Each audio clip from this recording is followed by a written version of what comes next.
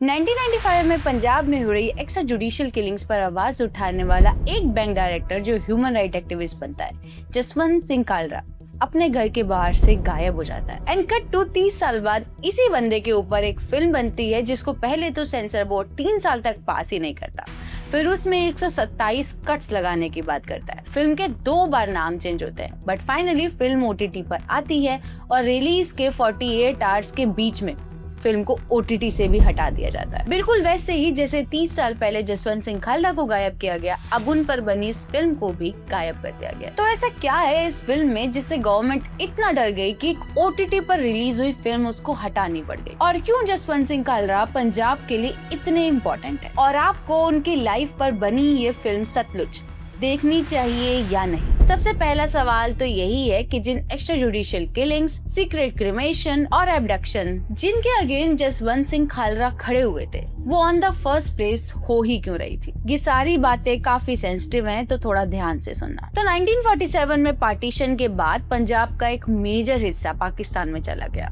और उस हिस्से के साथ पाकिस्तान का ट्रेडिशन और कल्चर भी चला गया। इन्होंने अपने कल्चर को खो दिया और इंडिपेंडेंट इंडिया में एक माइनॉरिटी बनकर अपना कल्चर खोने के डर से इन्होंने एक सेपरेट 6 स्टेट खालिस्तान की डिमांड शुरू करी। पहले सिर्फ बातें होती थी, पर धीरे धीरे चीजें वायलेंट होने लगी। 1975 में लगी इमरजेंसी ने गरीबों और माइनॉरिटीज को टारगेट किया, जिस पर पंजाब के लीडर्स ने काफी सवाल उठाए, जिसके बाद इन लीडर्स को जेल में डाल दिया गया और खालिस्तान की डिमांड और ज्यादा बढ़ गई और बहुत सारे मिलिटेंट्स ग्रुप भी बन गए। और इन्हीं मिलिटेंट ग्रुप्स को इरेडिकेट करने के लिए ऑपरेशन ब्लू स्टार्ट हुआ। 1984 में 1 जून से 10 जून तक इंडियन आर्मी ने गोल्डन टेम्पल के अंदर छुपे 250 से ज्यादा मिलिटेंट्स को टारगेट किया, जिनमें मिलिटेंट्स के साथ साथ बहुत सारे सिविलियंस भी मरे और गुरुद्वारा साहिब को भी बहुत नुकसान हुआ।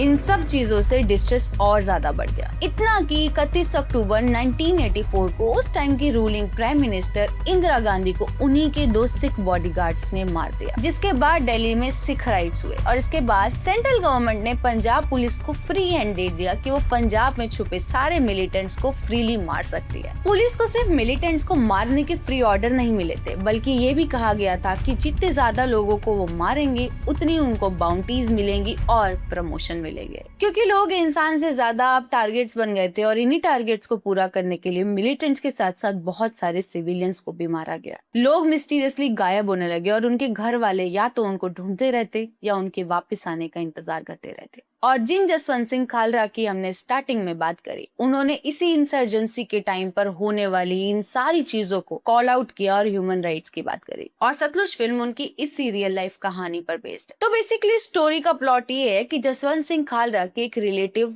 एकदम से डिसअपियर हो जाती है। वो उनको ढूंढने निकलते हैं और जब वो उनको ढूंढ रहे होते हैं, उनको एक बहुत अजीब चीज दिखती है। वो सिर्फ अकेली गायब नहीं हुई थी, उनके जैसे हजारों लोग और गायब थे, जिनको लावारिस लाश की तरह ट्रीट कर पुलिस ही उनका क्रिमेशन कर देती थी। और जो परिवार वाले अपनों के वापस आने का इंतजार कर रहे थे, उनको तो ये तक नहीं पता था कि अब वो कभी वापस आने ही नहीं वाले। मूवी की लेंथ 2 घंटा 43 मिनट है, पर ये मूवी आपको बहुत लंबी लगेगी, क्योंकि कहानी इतनी अनकंफर्टेबल है कि आप उसको एब्जॉर्ब ही नहीं कर पाओगे। इस मूवी में इतने डिस्टर्बिंग सीन्स हैं कि आप बार बार इस मूवी को रोकोगे। और क्योंकि ये पंजाब की एक ऐसी हिस्ट्री के बारे में बात करती है जो हमें आज तक कभी पता ही नहीं थी, तो आप बार बार जाके चीजें सर्च भी करोगे। क्योंकि ये फिल्म प्रॉपर पंजाबी सेटअप में है, तो कई बार आपको पंजाबी समझ नहीं आएगी, इसीलिए आप सबटाइटल ऑन कर लेना। बाकी अगर परफॉर्मेंसेस की बात करें तो दिलजीत दोसांझ की ये one of the best performance नहीं है, उनके करियर की द बेस्ट परफॉर्मेंस है। जिस तरीके से उन्होंने इस कैरेक्टर को निभाया है, जसवंत सिंह खालड़ा जो फाइट लड़ रहे थे उसमें उनको पता था कि वो क्या करने जा रहे हैं, उनको डर भी था, पर उनको सच के लिए कुछ भी करना था।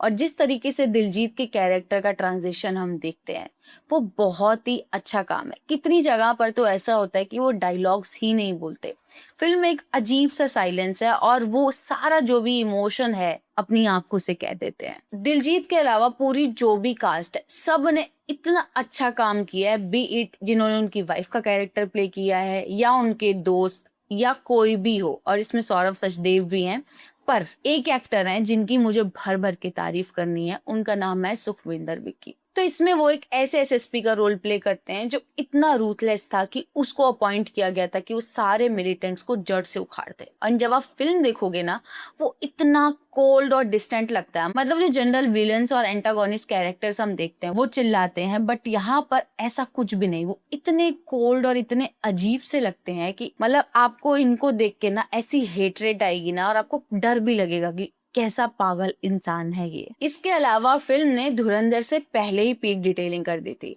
तो इसमें ना ऐसे दो कैरेक्टर्स ये दिखाते हैं जो रियल लाइफ में बिल्कुल वैसे ही लगते हैं जैसे फिल्म में। तो फिल्म में ना उस टाइम पे पंजाब के सीएम दिखाए जाते हैं, जिनके साथ फिल्म में ऐसा कुछ होता भी है, वो आप खुद देखना। तो उनकी अगर आप रियल लाइफ फोटो देखोगे और फिल्म में जो एक्टर इनका रोल कर रहे हैं वो बिल्कुल सेम लगते हैं। इसके अलावा एक और इंस्पेक्टर दिखाए गए हैं जिनका रियल लाइफ में नाम है गिल, जिनको एक्चुअली सुपर कॉप भी कहते हैं, बट इस फिल्म में उनका नाम है बिट्टा। अगर आप उनकी भी फोटो देख लोगे, ड्रेसिंग स्टाइल, लुक वाइज वो बिल्कुल वैसे ही है जैसे रियल लाइफ में थे। बाकी अगर हम डायरेक्शन की बात करें तो इस फिल्म के डायरेक्टर हैं हनी दयान, और आप इनके काम की जितनी तारीफ करो उतनी कम है, क्योंकि फिल्म का सब्जेक्ट इतना सेंसिटिव है तो ये किसी भी तरीके से कैरेक्टर्स को और सिचुएशंस को दिखा सकते थे, पर इन्होंने चूज किया साइलेंस को। फिल्म आपको चिल्ला चिल्ला कर अपनी सिचुएशन नहीं बताती, हीरो आपको चिल्ला चिल्ला कर ये नहीं बताता कि वो हीरो क्यों है। वो एटमॉस्फेयर जो उनकी फैमिलीज का है, जो वहाँ के लोगों का है, जो वो डर है, वो आप स्क्रीन के थ्रू फील कर पाते हो। स्पेशली फिल्म के ऑलमोस्ट लास्ट में दिलजीत दोसांझ का एक सीन है, आप हिल जाओगे वो सीन देखकर। बाकी फिल्म की लाइटिंग एंड सिनेमेटोग्राफी भी बहुत अच्छी है, और इसके लिए मैं आपको एक छोटा सा एग्जांपल दूंगी। तो फिल्म में दिलजीत दोसांझ जो कैरेक्टर प्ले कर रहे हैं जसवंत सिंह खालरा, वो एक बात बोलते हैं, आई चैलेंज द डार्कनेस। और फिल्म जब स्टार्ट होती है तो हमें दिखाया जाता है कि वो एक बैंक डायरेक्टर है, एक नॉर्मल इंसान है, पर जैसे धीरे धीरे उनको सच पता चलने लगता है, हम देखते हैं कि उनके कैरेक्टर पर लाइट आती है। इसके अलावा भी मूवी में बहुत सारी छोटी छोटी डिटेल्स डाली गई हैं जो अगर आप तसल्ली से देखोगे तो आपको दिख जाएंगे। पर जितनी बातें हम ऑलरेडी फिल्म के बारे में कर चुके हैं, उन सबसे अच्छी बात हम अब करने जा रहे हैं, वो है why this film work on the first place. तो इस फिल्म के पास सारे चांसेस थे टू गो रॉन्ग। मतलब ये दिखा सकती थी कि कैसे रूलिंग पार्टी ने गलत किया, ये खालिस्तानी मूवमेंट को भी पॉजिटिवली दिखा सकती थी, पर ये फिल्म दोनों ही चीजें नहीं करती है। इसका सिंगल मोटिव था कि सच के बारे में बात करना, सच क्या है और उसको क्यों छुपाया जा रहा है, बस इस बात को बाहर लेके आना है। फिल्म थ्रू आउट हमें सिर्फ वो ही दिखाती है। पर अब एक मेजर सवाल आता है, अगर फिल्म इतनी अच्छी थी और अगर फिल्म का इंटेंशन बिल्कुल साफ था, तो इसको on the first place OTT platform से क्यों हटाया गया, जबकि ओटीटी प्लेटफॉर्म्स पर तो सीबीएफसी का कोई कंट्रोल तक नहीं है। और अगर हम एक चीज देखें तो जिस टाइम की ये सारी बात हो रही है उस टाइम पे पंजाब में रूलिंग पार्टी थी कांग्रेस, एंड कंसिडरिंग 2027 में पंजाब में इलेक्शंस हैं, तो इस चीज से तो बीजेपी को बहुत फायदा होता। तो फिर भी इस फिल्म को क्यों हटाया गया? इसके पॉसिबली बहुत रीजंस हो सकते हैं, बट मेजरली मुझे दो ही रीजंस लगते हैं। सबसे पहला है कि फिल्म किसी पार्टी को क्वेश्चन नहीं करती, बल्कि पूरे सिस्टम को क्वेश्चन करती है, उनके डिसीजंस को, पुलिस को, आर्मी को, एनकाउंटर्स को। इवन फिल्म में जसवंत सिंह खालरा एक बात भी कहते हुए सुनाई देते हैं कि हम जिन लोगों को, यानी कि जो लोग पावर में, उनकी बातों को सच समझ लेते हैं,